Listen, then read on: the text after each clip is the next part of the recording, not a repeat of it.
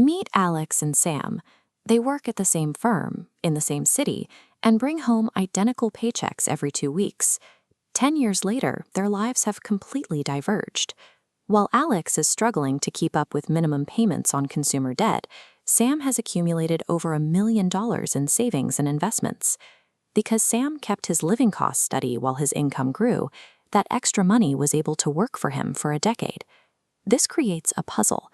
If the mathematical input, their salary, was exactly the same, why are the results so different? The answer is that money reacts to human behavior more than human intelligence.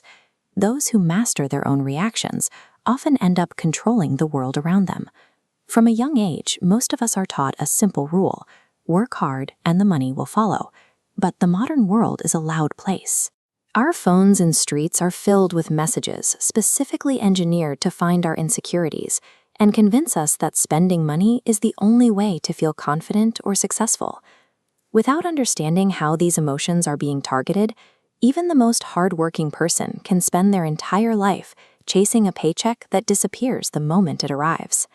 For Alex, spending is emotional. Buying a new watch or a luxury car provides him a brief sense of power and status that helps mask the stress of a demanding job. Social media makes this trap even deeper.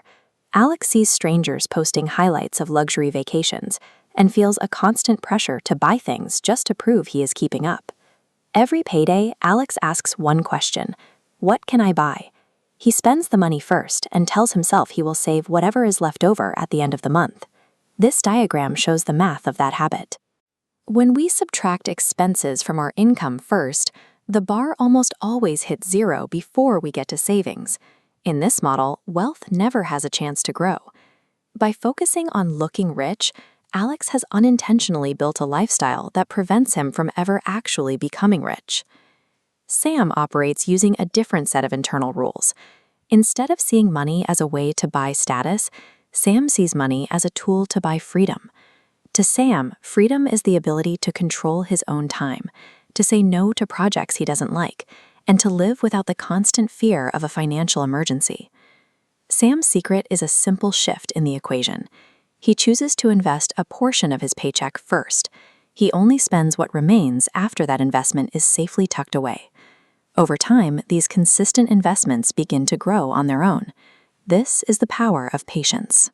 Because Sam started early and stayed disciplined, his money began to multiply, eventually becoming a sum far larger than his original salary could ever provide. Sam is choosing future freedom over temporary validation. Looking at them both today, it is hard to tell who is actually wealthy. Real wealth is often invisible, hidden in bank accounts and investment portfolios, rather than displayed on a wrist or a driveway.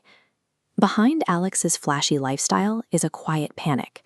Maintaining this image requires more debt, leading to high-speed stress. Sam lives a modest life that doesn't attract much attention, but he enjoys the peace of mind that comes from knowing he is financially secure. True financial success is the quiet absence of fear. You don't need a high-end corporate salary to start moving towards Sam's path. The next time you receive a paycheck, change the core question you ask yourself. Stop asking, "What can I buy?" and start asking, "What can this money become?" Take a small amount, even a tiny fraction, and invest it before you pay for anything else. Real wealth is the result of a daily choice to stop trying to look rich and to start becoming free.